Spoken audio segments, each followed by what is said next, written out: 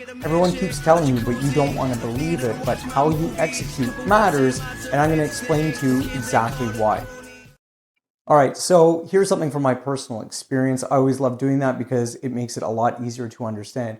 I have a product upstairs that I was using this morning. It's actually from a brand that I like overall. I think that they make decent stuff. This is a new product in their line, and you figure, hey, I like product A, I'm going to like product B. Seems super simple, right? Here's the thing.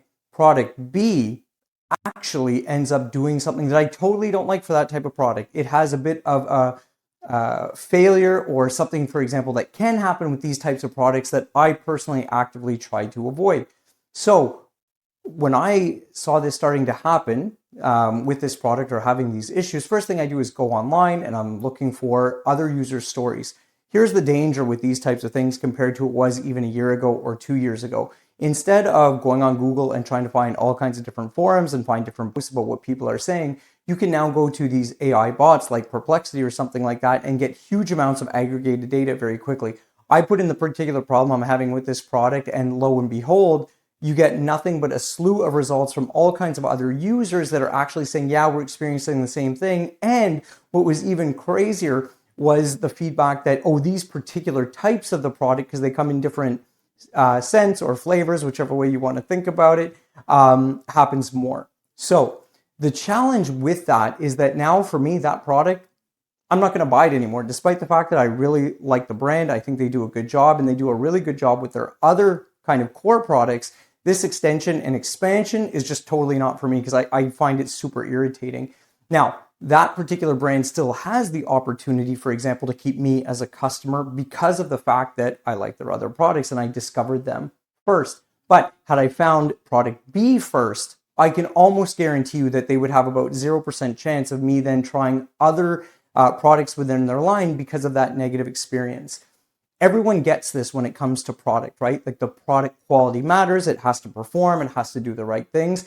Here's the thing though, like, where we are in 2025, consumers are not lacking options. There's absolutely nothing that keeps them super tied to your brand until they love it.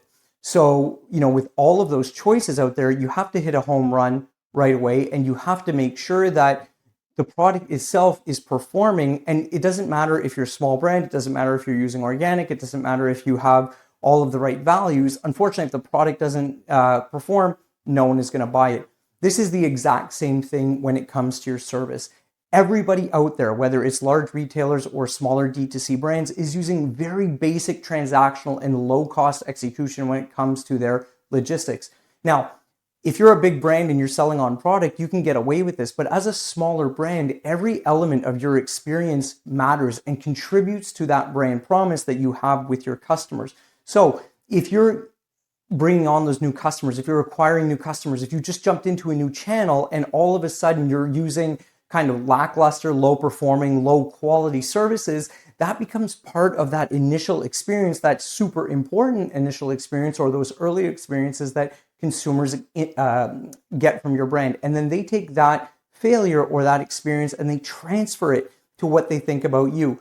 This is why I always advocate about the importance of operations and why you need to do it so well and not to undervalue your execution.